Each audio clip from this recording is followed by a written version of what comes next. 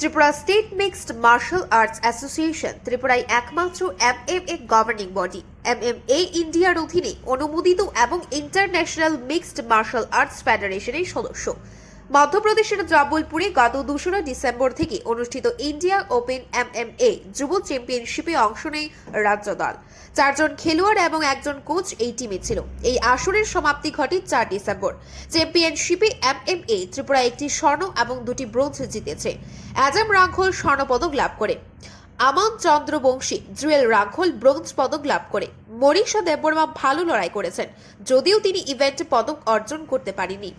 MMA Tripura দলের coach হিসেবে ছিলেন চন্দ্রকান্ত দেববর্মা। বৃহস্পতিবার বাধারঘাট রেল স্টেশনে সাফল্য অর্জনকারী দলকে স্বাগত জানানো হয়। MMA ত্রিপুরার স্টেট ইনচার্জ ও টেকনিক্যাল চেয়ারম্যান ক্রু রেমন্ড বংচার তার সন্তুষ্টির কথা জানান। আমি ক্রু চন্দ্রকান্ত দেববর্মা, আমার বাড়ি হাটকাটা খোয়াই।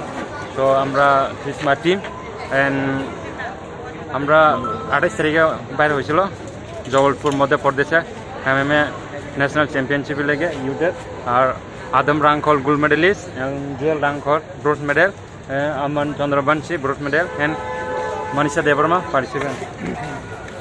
আমরা 28 তারিখে এখান থেকে বাইরে হয়েছিল। তারপরে 2 তারিখ থেকে 4 তারিখ অবধি গেম হয়েছিল। তারপর 4 তারিখ গেম ছিলাম, 5 তারিখ বাইরে হয়ে এসে তারপরে আপনার যত আমাকে সবাইকে ধন্যবাদ।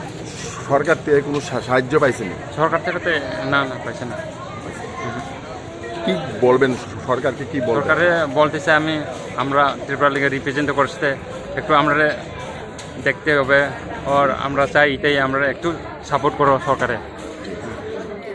আজম রাঘোল প্রথম MMA ত্রিপুরা যুব যোদ্ধা যিনি জাতীয় স্তরে স্বর্ণপদক অর্জন করেন এবং এটা ত্রিপুরা রাজ্যের ইতিহাস। Bureau report, Tripura news 8।